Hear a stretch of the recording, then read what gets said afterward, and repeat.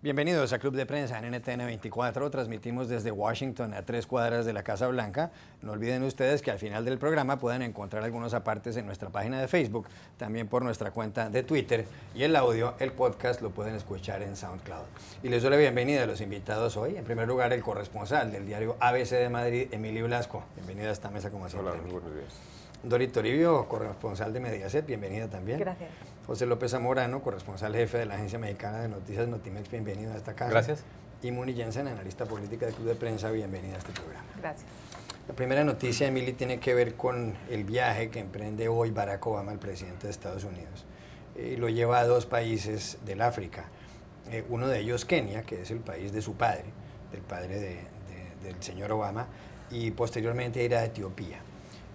Es la primera vez que un presidente estadounidense visita estos 2 países.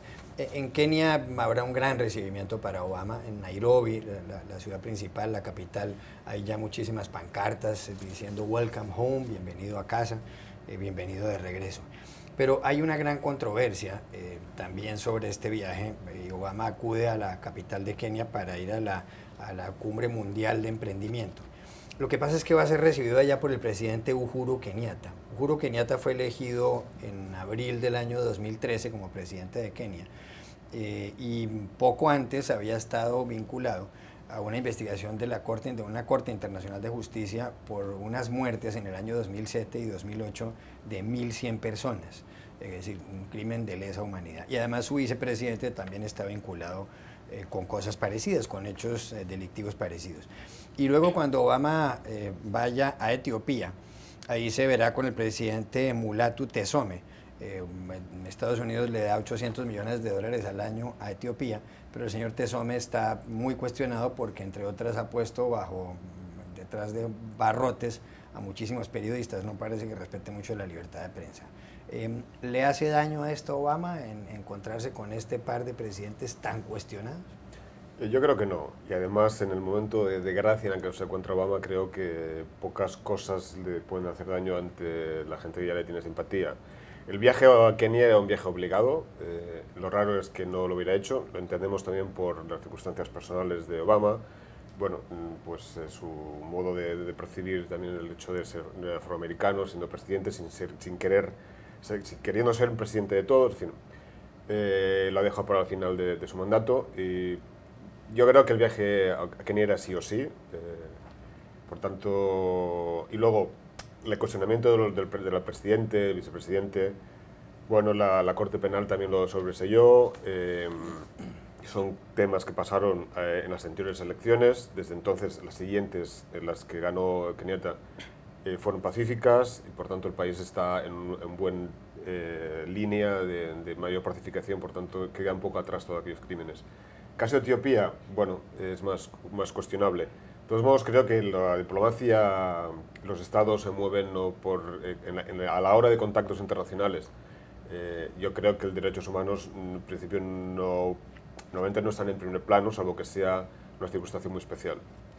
¿Es la cuestión de los derechos humanos algo que uno pueda hacer de lado a la hora de manejar las relaciones internacionales? Porque, por ejemplo, Estados Unidos tiene relaciones con China y en China hay pena de muerte, en China se violan los derechos humanos, bueno, y aquí en Estados Unidos también se violan los derechos humanos. No es algo que se pueda hacer de lado, aunque yo entiendo que, sobre todo con países como Estados Unidos, en el que si el presidente hace un comentario de más o de menos, ya puede acusarse de interferir en la política de otro país, entonces uno tiene que tener mucho cuidado y este equilibrio, además, el presidente Obama es especialmente consciente y siempre a él no le gusta interferir en asuntos ajenos, pero es imposible, y sobre todo siendo un país como Estados Unidos, una potencia como Estados Unidos, mantenerte al margen de cuestiones en derechos humanos. En el caso de la visita a Kenia, ya no solo el pasado del presidente, es el presente del país, son las altísimas cifras de corrupción, es la persecución que hay ahora mismo y represión a los movimientos por los derechos civiles, es la represión a las minorías en nombre de esta guerra contra el terror que dice el presidente, es toda la cuestión de la persecución a los homosexuales, que ya la Casa Blanca ha dicho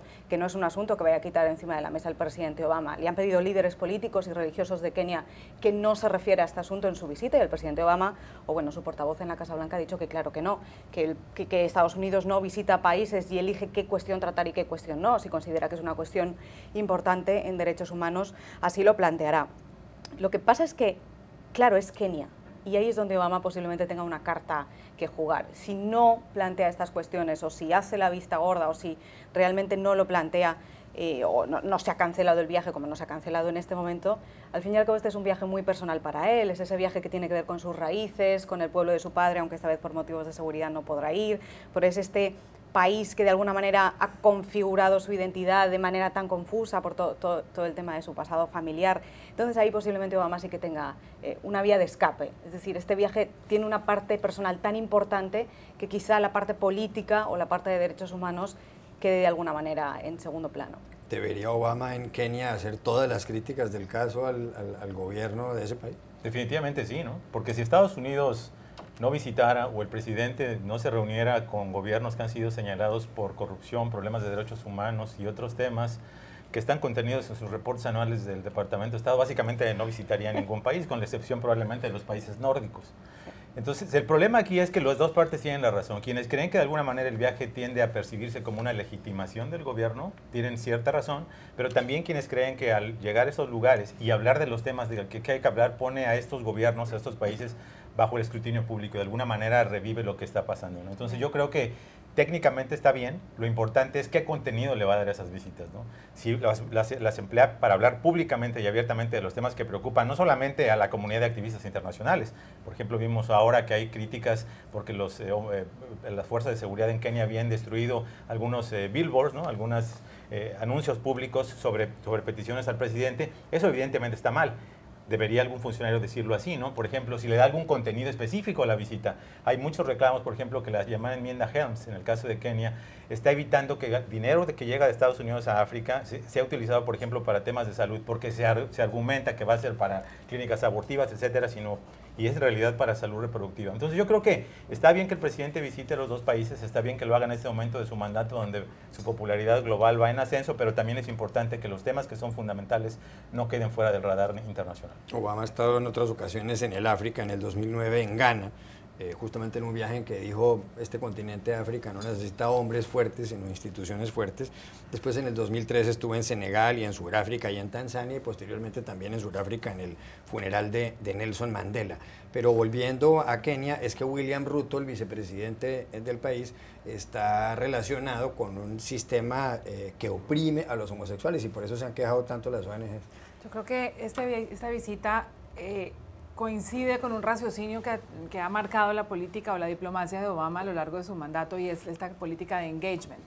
Y detrás de eso está la filosofía que al hablar con los países, al interactuar con los países, es donde se pueden generar los cambios en derechos humanos y no solamente aislándolos o creando unas distancias. Y esto se puede ver mucho en Cuba, en Irán y en el resto de América Latina, donde ha mantenido una relación robusta y no le ha puesto a los países un test de democracia, una prueba ácida, porque realmente, como dice Pepe, se quedarían muy pocos dentro de la baraja de los que cumplen con todos los requisitos. Pero también hay en Obama una diplomacia muy pragmática desde el punto de vista del comercio, y a él le ha dictado su agenda donde puede haber un robusto intercambio comercial, y eso explica lo que usted mencionaba sobre las relaciones con China. Son unas relaciones realmente impulsadas con una agenda un poco más neoliberal de crear negocios y de ahí en adelante crear bienestar. Lo que pasa es que la agenda con África en general es una agenda muy precaria. Realmente lo que puede hacer Estados Unidos por África para empezar, y dos puntos centrales en la agenda son la electricidad y la comida.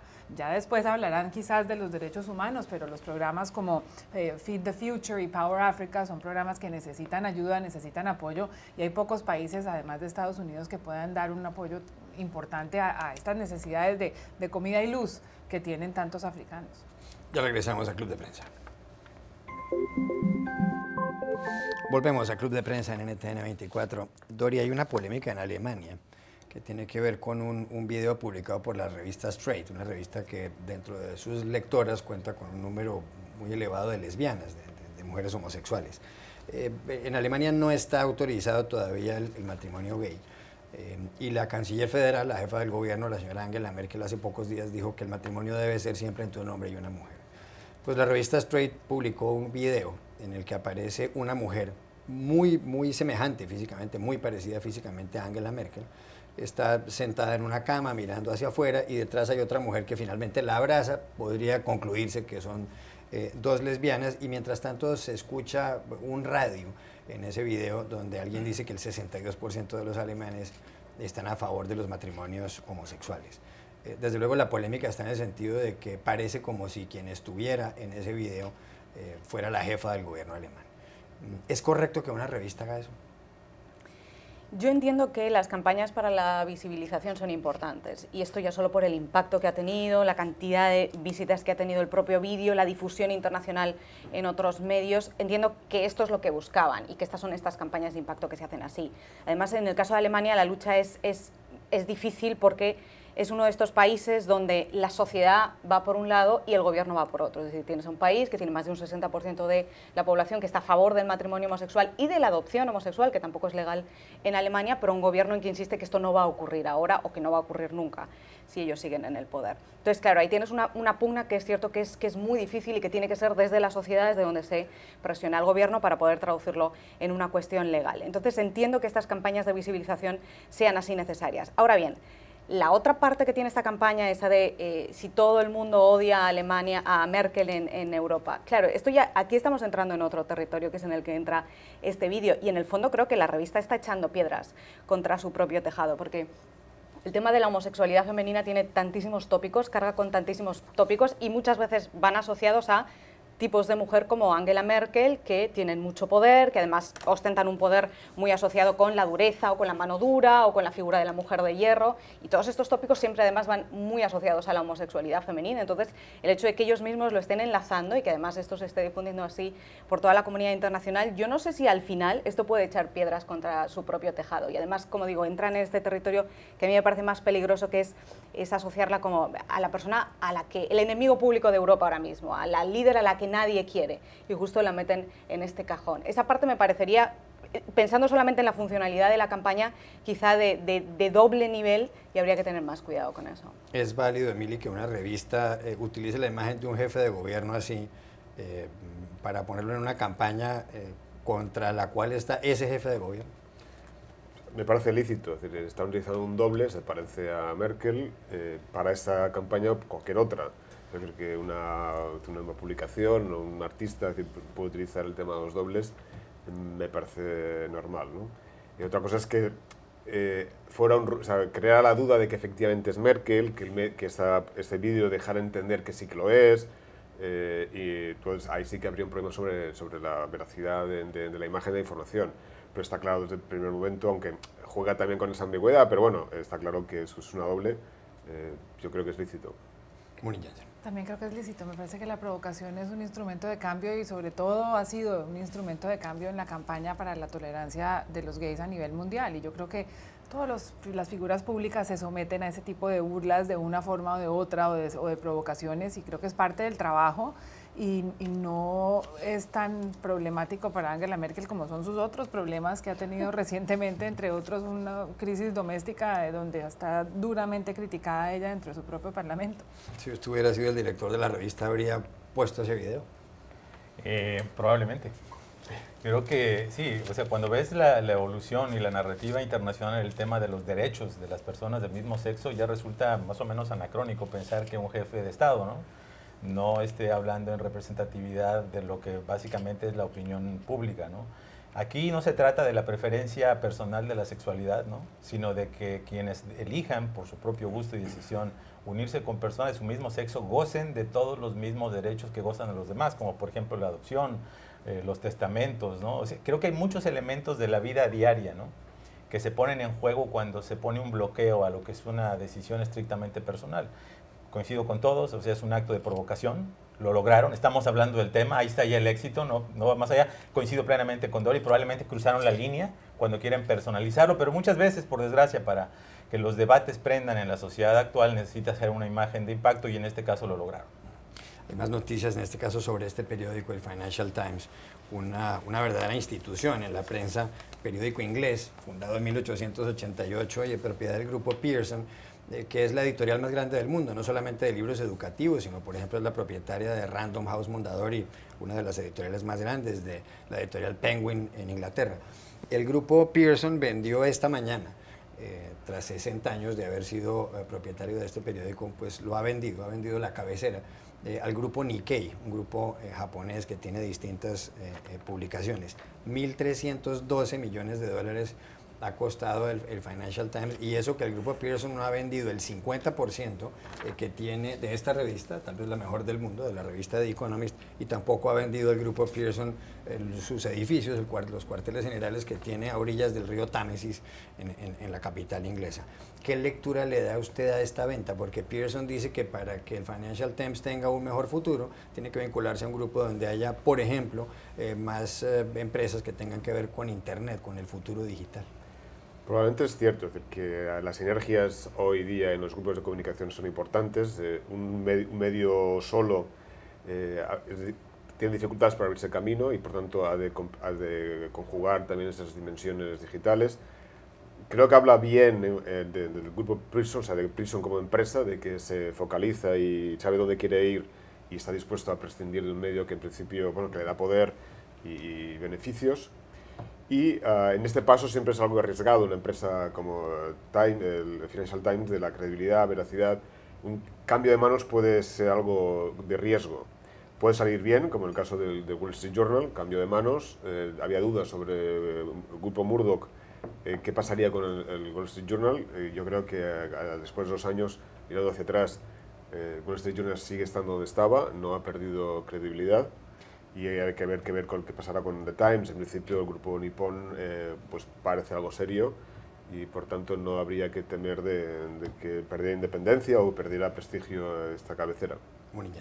Me parece llamativo que justo hablando de News Corporation, que han pasado dentro de estos 2 periódicos financieros unos cambios importantes en los últimos tiempos. Como mencionaba Emily, News Corporation aisló al Wall Street Journal del resto de los negocios, como quizás el símbolo fue: le vamos a dejar el periódico al señor Murdoch Sr. y vamos a dejar que los negocios que sí son rentables los maneje el resto de la corporación. Y el Financial Times tiene una historia de éxito en términos de hacerle el traspaso a la era digital. Tiene un crecimiento en sus suscriptores digitales enorme. Ya casi es imposible para los no suscriptores acceder a las noticias del Financial Times en Internet sin pagar. Y sin embargo, no dio suficiente, pues no fue suficientemente rentable para continuar, digamos, sobreviviendo solo. Yo creo que es una noticia interesante para los periódicos, aún para los periódicos exitosos o casos de éxito en esta transformación como ha sido el Financial Times. Pepe López Zamora. Sí, yo creo que desde el punto de vista económico resulta un poco paradójico, ¿no? Un periódico que estaba dejando dinero, sus suscriptores son digitales, es decir, no te cuesta ni siquiera imprimir el papel, son internacionales, así que te proteges hasta de las variaciones de las divisas. Yo creo que esa es una decisión empresarial estratégica, justamente en la cual Pearson busca concentrarse en lo que es su negocio central, que son los libros educativos, ¿no? Quienes hemos confrontado la realidad de pagar libros de texto a nivel universitario sabemos que es un negocio extremadamente rentable, ¿no? Libros que te cuestan cientos de dólares cada libro. Hay un mercado negro de libros usados en las universidades porque son excesivamente costosos, ¿no? Entonces yo creo que quizá necesitaba el efectivo para hacer algún tipo de alianza estratégica en ese sector, porque lo contrario no se explica. El Financial Times es muy exitoso, el Economist obviamente también, como lo decía Emily, el Wall Street Journal y el Financial Times son de los pocos diarios que han encontrado esa fórmula mágica para monetarizar lo que es un muy buen contenido en materia de finanzas. Pero no les da porque les bajó el 50% de las suscripciones impresas y lo digital, a pesar de que subió un 20%, el dinero no alcanza a compensar. Pero los ingresos que recibía por el Financial Times era una cuarta parte de sus ingresos ya, de sus ganancias. Es decir, tampoco era una parte menor, tomando en cuenta que son ganancias de más de 2.000 millones de dólares anuales. Es decir, ganar 500 millones en un periódico, cuando muchos periódicos tuvieron que recurrir, por ejemplo, el New York Times, a Carlos Slim para que lo sacara a flote, pues es una historia de éxito en la actual coyuntura internacional. Entonces yo creo que tiene que ver con más decisiones estratégicas empresariales que propiamente con deshacerse del periódico. 1.312 millones de dólares ha costado el Financial Times, y llama la atención el diario The Washington Post, que lo compró Jeff Bezos hace 2 o 3 años, no costó ni siquiera 300 millones de dólares, es decir, una cuarta parte. A mí lo que me llama la atención es que se le haya quedado el grupo japonés. Esta mañana se estaba hablando de Alex Springer, de los alemanes. Ayer se estaba hablando de Michael Bloomberg, porque siempre ha dicho, todavía cuando era alcalde, que él en algún momento, que ya compraba el Financial Times todos los días y que en algún momento quería comprarlo de verdad. Y esta mañana las apuestas de los especialistas eran entre los dos, y ahora de repente aparece el grupo japonés y se lo lleva. Así que mi lectura sería más por el plano global. La mayoría de suscriptores del Financial Times son de fuera de la región y están repartidos por todo el mundo, hay muchísimos en Estados Unidos. Y es aquí, además de apostar por el futuro digital, yo creo que lo que está pensando la propia empresa es en una expansión global y en un mega medio, mega grupo mediático como es Nikkei, es por donde tienen que apostar. Y yo creo que la cosa iría por ahí y eso explicaría también el precio astronómico que ha alcanzado la puja finalmente. Ya regresamos a Club de Prensa. Volvemos a Club de Prensa en NTN 24. Pepe, ha grabado Daniel Craig, el protagonista de James Bond, su próximo filme, se titula Espectro, en el Distrito Federal, en Ciudad de México. 1500 extras ahí. Es la cuarta película que hace Craig. Ya está el reel, el video promocional por todas partes. Hay que recordar que los actores que han protagonizado a James Bond son Sean Connery desde el 1962 al 67 y luego en el 71, George Lazenby en el 69, Roger Moore de 1973 al 85, Timothy Dalton del 87 al 89, luego Pierce Brosnan de 1995 a 2002 y finalmente Daniel Craig. Según la revista The Economist, Pierce Brosnan ha sido el más sanguinario, 19 muertos en promedio por película, y el que toma más dry martinis, Daniel Craig. ¿Cuál es su preferido? Definitivamente Sean Connery. Me quedo con Sean Connery, los demás nunca me han parecido realmente que representen a Bond. Ahora déjame decirte, la razón por la cual Daniel Craig toma más martinis es porque tiene menos romances también en cada pantalla. Y brevemente, cualquier similitud entre el Día de Muertos que vimos en ese reel con la realidad de cómo se festeja el Día de Muertos en México es pura coincidencia. Dorito Toribio, ¿cuál es el preferido? El mío también, Sean Connery. Y después iría Pierce Brosnan, aunque ahora que acabas de decir que es el que más ha matado, ya no sé yo si me gusta tanto. Pero esta asociación del sexo con el alcohol, no sé por qué. A mayor alcohol, menor sexo. No sé por qué. No entiendo. 2-0. Nadie ha hablado nunca de eso. Emilio Blasco, el preferido, Bond, el preferido. Yo me quedo con Moore. Es decir, Con quizás Roger también por cuestión generacional. Sí. Sí, está bien, yo también. Muni Jensen. El menos favorito, Daniel Craig, por mucho que se tome los martinis, tiene una explicación muy clara por qué no se queda con las mujeres. Violento, no sé, pero bueno. Gracias a todos por haber venido y no puedo despedir este programa sin despedir a Emilio Blasco, que se va próximamente para Madrid a la redacción del diario ABC, que es su periódico, así que muchísimos éxitos y muchas gracias, ha sido un honor tenerlo aquí como a tantos otros periodistas. Muchas gracias y suerte en el programa. Y gracias Dorito Toribio, Pepe López Zamorano, Muni Jensen y los espero mañana nuevamente en Club de Prensa.